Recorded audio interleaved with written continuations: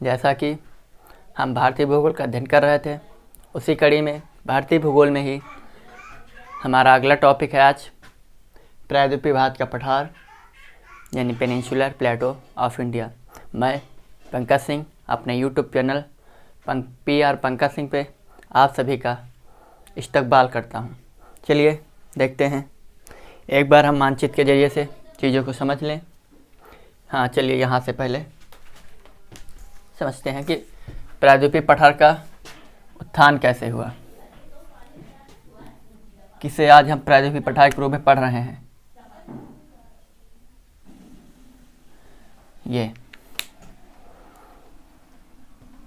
ये जो हमारा प्रायद्वीपीय पठार है, ये वाला हिस्सा, ये आपके समझ में आ रहा होगा। यानी कि आप इतने को ले लें, हिमालय के दक्षिण के भाग को।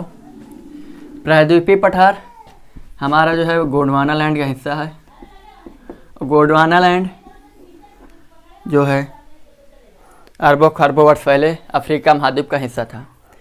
जैसा कि आप सभी जानते हैं, पिछली क्लासों में हम आपको बता चुके हैं कि हमारे पृथ्वी के भूगर्भ में जो है प्लेटें होती हैं। वे प्लेटें जो है गतिमान होती हैं, गतिशील होती हैं। तो कुछ प्लेटें पृथ्वी गोल है, तो कुछ प्लेटें एक दूसरे से दूर जाती हैं, लेकिन कुछ जब एक दूसरे से दूर जाएँ दूसरी ओर नज़दीक भी आएंगी।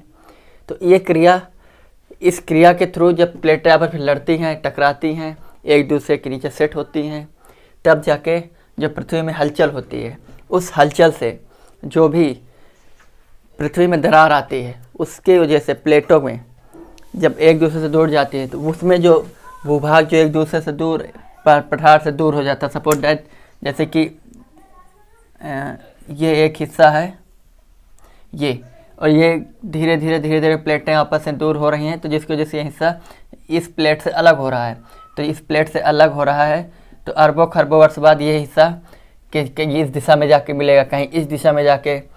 तो जब धीरे धीरे ये हिस्सा इससे अलग हो जाएगा तो जा कर के जिस तरफ जाएगा उस तरफ अगर कोई भूभाग है तो उसमें जाकर सेट हो जाएगा। तो वही क्रिया हुई है कि ये हमारे गोंडवाना लैंड की यानी भारत की। भारत यानी जो गोंडवाना लैंड यानी प्रायद्वीपीय पठार है, वो पहले अफ्रीका महाद्वीप का हिस्सा था।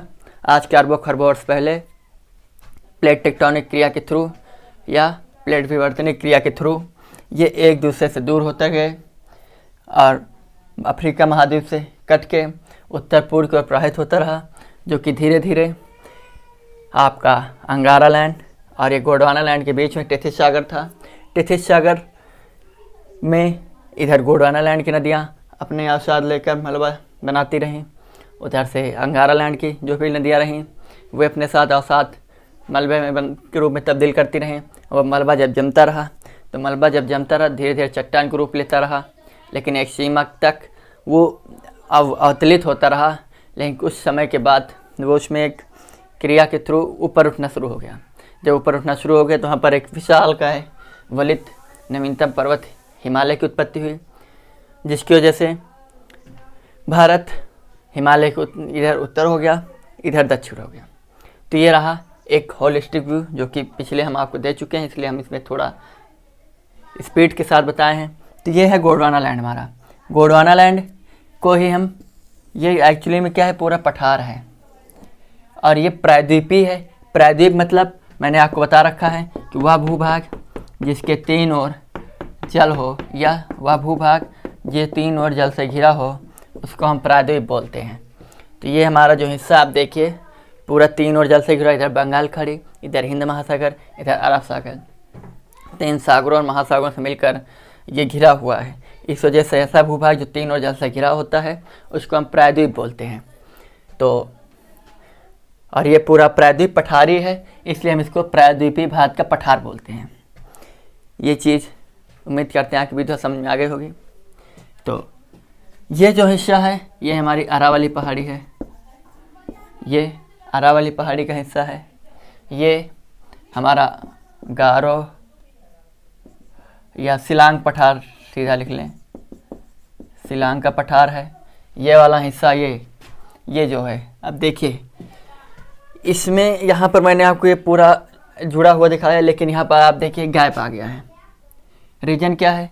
रीजन ये है कि यहाँ से आके गंगा नदी और यहाँ से आके ब्रह्मपुत्र नदी जो प्रवाहित होते हैं, उनके प्रवाहित होने की वजह से ये यहाँ पर ये जो पर्वत, ये पठार था, ये कट छट गया है, जिसकी वजह से एक गैप बन गया है। उस गैप को इधर ये आपकी राजमहल पहाड़ी है, इसको राजमहल पहाड़ी बोलते हैं, राजमहल पहाड़ी। ये शिलांग पहाड़ी, शिलांग का पठार, राजमहल पहाड़ी और शिलांग की ये सबसे पश्चिमी पहाड़ी है, यह है गारो, यह है आपकी गारो। तो राजमहल और ये गारो के बीच के गैप को संयुक्त रूप से हम राजमहल गारो गैप बोल देते हैं या गारो गैप बोल देते हैं। दो नाम से जानते हैं, या तो गारो गैप या राजमहल गारो गैप। तो ये जो गैप बना है ये नदियों के प्रवाहित होने से कट छट गया है, जिसकी वजह से आपको ये लगता है कि शिलांग पठार अलग है और राजमहल और प्रायद्वीपीय पठार अलग है। नहीं, शिलांग पठार राजमहल प्रायद्वीपीय पठार का ही हिस्सा था। ठीक है, चलिए आगे। ये अरावली पहाड़ी, अरावली पहाड़ी के इधर आपका विंध्याचल पर्वत, विंध्याचल, सॉरी, ये मालवा का पठार, मालवा के पठार के नीचे विंध्य का पर्वत, उसके नीचे विंध्य के नीचे एक नदी प्रवाहित होती नर्मदा, उसके दक्षिण में सतपुड़ा पहाड़ी है आपकी, सतपुड़ा पहाड़ी। सतपुड़ा के दक्षिण में एक नदी प्रवाहित होती है जिसको ताप्ती नदी के नाम से जानते हैं, ये नर्मदा नदी है।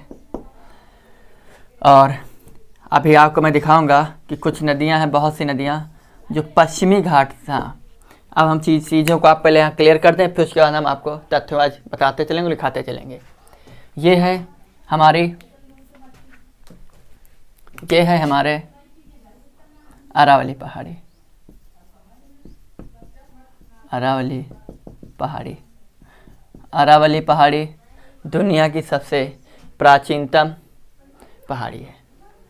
चलिए, ये है आपका मालवा का पठार। उसके बाद ये है हमारा विंध्याचल, इसको मैं रफ कर रहा था नदी को, विंध्याचल पर्वत। ये है हमारा सतपुड़ा की पहाड़ी, ये है आपका, ये आपका पश्चिमी है, पश्चिमी छोर, ये आपका पूर्वी छोर।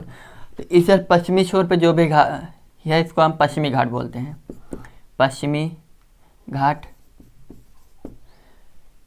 और ये है आपका, ये पूर्व में है इसलिए इसको हम बोलते हैं पूर्वी घाट।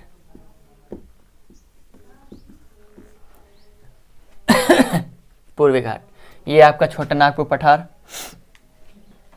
मैंने सिर्फ अभी आपको चीज़ों को एक व्यवस्थित ढंग से व्यवस्थित करके सिर्फ समझाने के लिए इस क्लास को आपके लिए प्रोवाइड कर रहा हूँ, ताकि चीज़ें कहाँ पर हैं, कैसे स्थिति है उनकी और कैसे उनको समझना है, उसके बाद आगे इसमें क्या क्या लिखना, क्या क्या समझना है, किस पहाड़ी पर, किस पठार पर कौन सा शिखर है, कहाँ किस शिखर से किस चोटी से कौन सी नदी निकलती है, ये हम अगले लेक्चर में थोड़ा थोड़ा करके पढ़ते रहेंगे। चीज़ें अभी हम विधिवत समझ लेंगे। ये आपका पूर्वी घाट है, ये हमारा पश्चिमी घाट है। पश्चिमी घाट और पूर्वी घाट आकर जहाँ मिलते हैं, ये मैंने एक अलग सांकेतिक तरीके से आपको समझाने की कोशिश की है। यानी पूर्वी घाट और पश्चिमी घाट जहाँ पर आकर मिलते हैं उसे हम वो एक गांठ का निर्माण करते हैं। जिस गांठ का निर्माण करते हैं उसे हम नीलगिरी पर्वत के नाम से जानते हैं, नीलगिरी पर्वत के नाम से जानते हैं। यानी पश्चिमी या पूर्वी घाट जहाँ पर मिलते हैं उस घाट को हम नीलगिरी पर्वत के नाम से जानते हैं या नीलगिरी पहाड़ी के नाम से जानते हैं। चलिए देखते हैं। अब हम चीज़ों को तथ्य लिखते चलते हैं ताकि आपके समझ में आ जाए। पठार क्या होता है, सॉरी प्रायद्वीप क्या होता है, ये आप समझ चुके हैं। अब चलिए, हमारा जो प्रायद्वीपीय पठार की आकृति है मेजनुमा है, यानी कि सब ये ऐसे।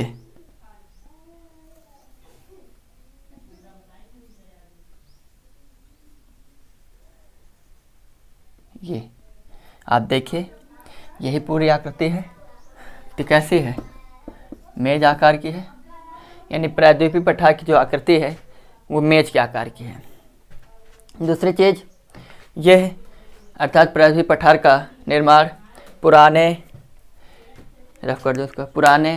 क्रिस्टलीय, आग्नेय तथा रूपांतरित शैलों से हुआ है। पुराने क्रिस्टलीय, आग्नेय और रूपांतरित शैलों से हुआ है। रूपांतरित शैलों से हुआ है। और दूसरी चीज़, प्रायद्वीपीय पठार जो है हमारा वह गोंडवाना लैंड का हिस्सा है। गोंडवाना लैंड का हिस्सा है। और प्रायद्वीपीय पठार, इसकी जो ऊंचाई है वह है आपकी 500 से 700 मीटर ऊंचा है। 600 से 500 तक इसकी औसतन ऊंचाई है। इसकी जो औसतन ऊंचाई है वो है 600 से 500 तक। इसके ऊपर जब इनकी हाइट बढ़ जाती है तो उसे पठार नहीं, उसे हम पर्वत का रूप दे देते हैं। क्लियर। अगला, प्रायद्वीपीय पठार जो है, प्रायद्वीपीय पठार जो है ये उत्तर में चौड़ा है, लेकिन जैसे जैसे हम दक्षिण की ओर जाएंगे ये संकीर्ण होता चला जाता, सकरा होता चला जाता है। आपको विधिवत दिखाई दे रहा हो, समझ में आ रहा होगा। और जैसे मैंने बताया कि इसका जो निर्माण है, यानी इसका अफ्रीका महाद्वीप से निकल के उत्तर भारत या अंगारा लैंड से या हिमालय पर्वत से तक आने की इस क्रिया को यानी विवर्तनिक क्रिया, यानी इसका जो निर्माण हुआ है विवर्तनिक क्रिया के थ्रू हुआ है। दूसरी चीज़, इसकी जो आकृति है वो त्रिभुजाकार है। आप देखिए ये चीज़, ये आप देखिए, ये पूरी ऐसे ये आकृति जो है आपकी त्रिभुजाकार है। यही तो था जो पिछले महीने भी आपको समझाया जिससे, ठीक। इसकी आकृति जो है त्रिभुजाकार है। और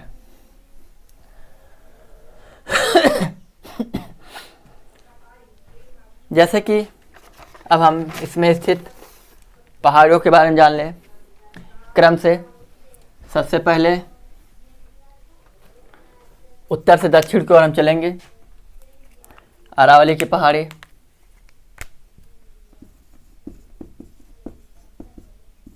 उसके दक्षिण में मालवा का पठार, उसके दक्षिण में आपका विंध्य पर्वत, मालवा का पठार, अरावली पहाड़ी, उसके दक्षिण में सतपुड़ा पर्वत। ये क्रम है उत्तर से दक्षिण का। इन्हें को हम क्रम वाइज एक एक करके विधिवत अध्ययन करते रहेंगे।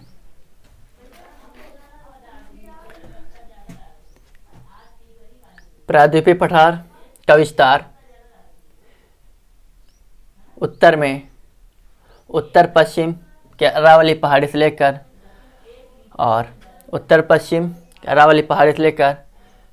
उत्तर पूर्व राजमहल और शिलांग पठार से लेकर दक्षिण में इसकी जो दक्षिणतम पर्वत श्रृंखला या पर्वत श्रेणी है वो है आपकी कार्डामम। कार्डामम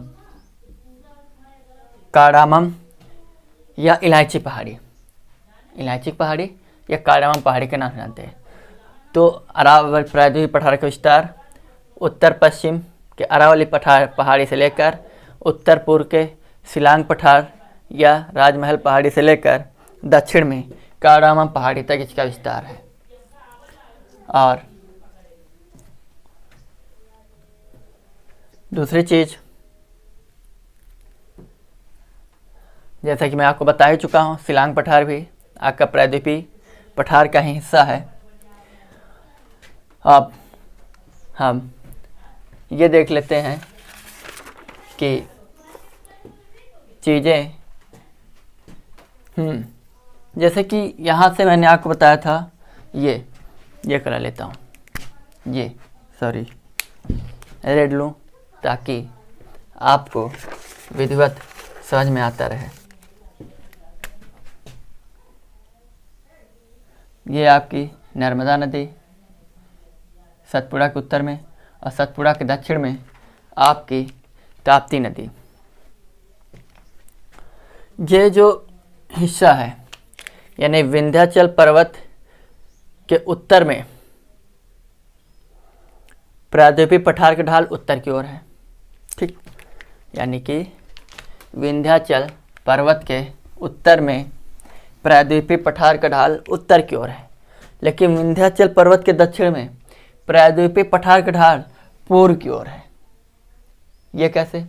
क्योंकि आपके मालूम है कि ढाल कैसे, कि जैसे सपोज दैट पानी इधर की ओर प्रवाहित हो रहा है तो सिंपल सी बात है ढाल इधर होगा। यदि पानी इधर प्रवाहित हो रहा है तो ढाल इधर होगा। तो वही चीज़ कि हम देखेंगे, अभी आप देखेंगे कि कई सारी नदियां हैं, गोदावरी, कावेरी, ऐसी कृष्णा, जो कि पश्चिमी घाट से निकल रही हैं, ये यहाँ से, लेकिन वो जाके कहाँ गिर रही हैं, अपना जल कहाँ गिरा रही हैं? बंगाल की खाड़ी में।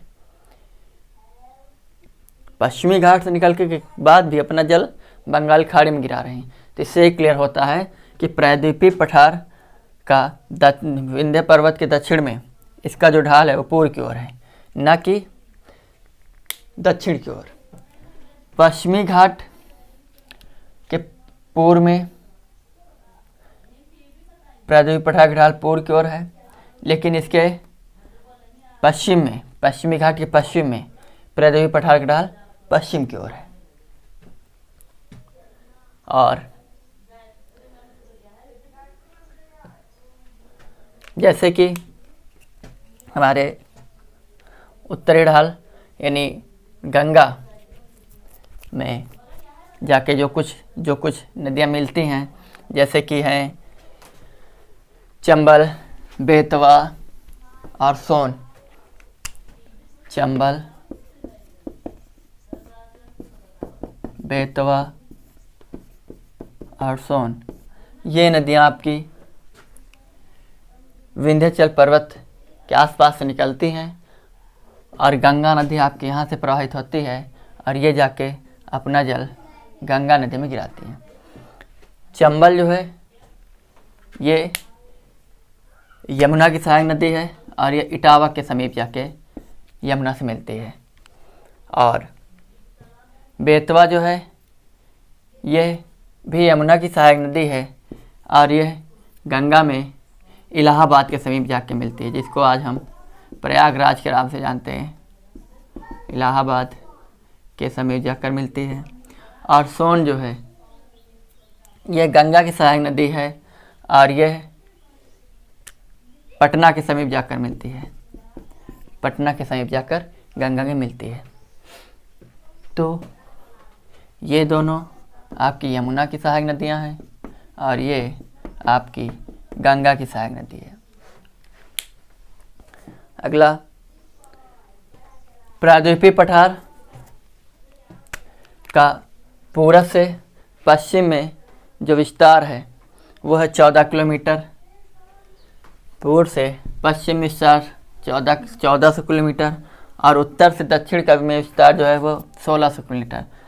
ये जो हिस्सा है यानी ये चौड़ाई जो है 1400 किलोमीटर और ये ऊंचाई जो है वो 1600 किलोमीटर है प्रायद्वीपीय पठार का।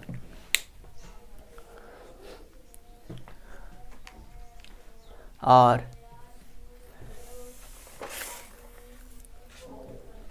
सतपुड़ा पहाड़ी के उत्तर में नर्मदा भ्रंश घाटी और सतपुड़ा पहाड़ी दक्षिण में ताप्ती भ्रंश घाटी। ये नर्मदा और ये ताप्ती भ्रंश घाटी क्या होती है ये समझते हैं। आज मैं आपको मुख्य चीज़ें समझा दूँ ताकि आगे टॉपिक में बताना ना पड़े, आपके दिमाग में बस जाए।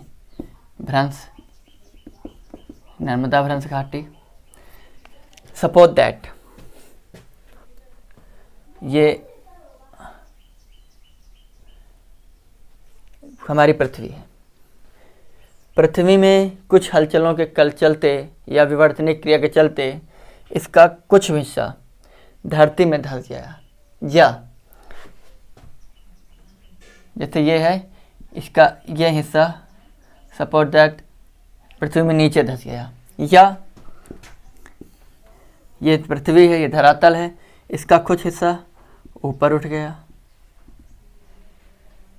या इसका या तो नीचे धंस जाना या इसका दो तरफ से ऊपर उठ जाना और बीच का हिस्सा गहरा हो जाना, या उसी स्थान पर रह जाना, धरातल के सेम समानांतर रह जाना, या इसका धरातल के समानांतर से नीचे खिसक जाना। ये जो क्रिया होती है ये भ्रंश कहलाती है। तो जैसे कि अक्सर आपसे पूछ लिया जाता है कि ऐसी कौन सी दो नदियाँ जो उल्टा प्रवाहित होती हैं, या आप देख रहे थे बहुत सी सारी नदियाँ पूर्व की ओर प्रवाहित हो रही हैं तो पश्चिम की ओर प्रवाहित होती हैं, तो वो दो हैं नर्मदा और ताप्ती। क्यों? क्योंकि नर्मदा और ताप्ती अपनी भ्रंश घाटियों में प्रवाहित होती हैं। मुख्य तीन नदियाँ जो अपनी भ्रंश घाटियों में प्रवाहित होती हैं, दो तो आपके ये हैं, एक है दामोदर नदी घाटी। दामोदर नदी घाटी भी अपनी भ्रंश घाटी में प्रवाहित होती है। तो इस प्रकार आपसे जब भी पूछा जाए कि कौन निम्न में से, अक्सर क्वेश्चन ही पूछा जाता है निम्न में कौन सी भ्रंश घाटी में प्रवाहित होने नदियाँ हैं, तो आपको पता होना चाहिए नर्मदा, ताप्ती और दामोदर, ये प्रमुख तीन नदियाँ जो कि अपनी भ्रंश घाटी में प्रवाहित होती हैं। भ्रंश घाटी क्या होती है वो आप समझ चुके हैं कि पृथ्वी का अपने धरातल से नीचे खिसक जाना, या पृथ्वी का अपने धरातल से दो हिस्सों को ऊपर उठ जाना और बीच का हिस्सा उसी धरातल के समानांतर रह जाना, वो जो हिस्सा है वो भ्रंश कहलाता है। तो आप सोचिए ये जो हिस्सा है, इधर के हिस्से का ढाल तो इधर है लेकिन इस ढाल से नीचे खिसक धंस चुका है, ये हिस्सा नीचे धंस चुका है, जिसकी वजह से जो नदियां हैं वो आपकी पश्चिम की ओर प्रवाहित होने लगी हैं। इसका यही कारण है, नहीं तो ढाल तो जिधर होगा प्रवाहित उधर ही होंगी, जल थोड़े ना उल्टा प्रवाहित होगा। ठीक है, ओके। दूसरी चीज़,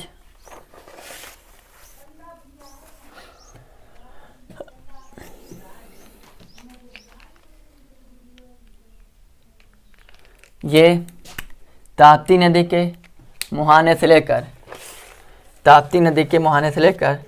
पश्चिमी तट के साथ साथ काडामम या इलायची, जो कि काडामम या इलायची का विस्तार का केरल में है, तक पश्चिमी घाट का विस्तार है, या आपका प्रायद्वीपीय पठार का विस्तार है। और ये नीलगिरी पर्वत है। नीलगिरी पर्वत विस्तार 3 राज्यों में है, बता दूं, केरल, आंध्र प्रदेश और तमिलनाडु।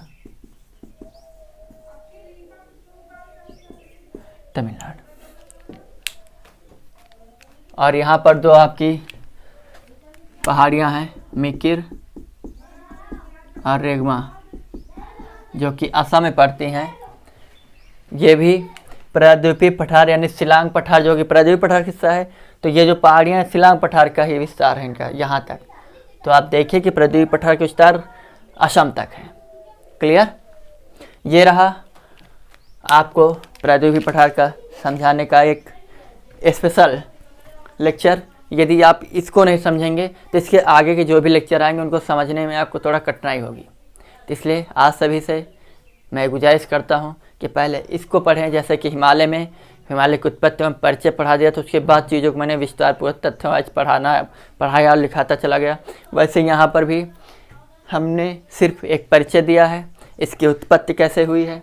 उसके बाद हम इनको तथ्य अरावली पहाड़ी को अलग पढ़ेंगे, विंध्याचल पहाड़ी को अलग पढ़ेंगे, सतपुड़ा को अलग पढ़ेंगे, मालवा के पठार को अलग पढ़ेंगे, शिलांग के पठार, राजमहल गारो, ये कारामाम, पश्चिमी घाट, पूर्वी घाट, इन सभी को अलग अलग तथ्यों को अलग अलग हेडिंग डाल के पढ़ देंगे, जिससे चीज़ें आपके कि जो भी कुछ डाउट हैं तुरंत क्लियर होते चलें।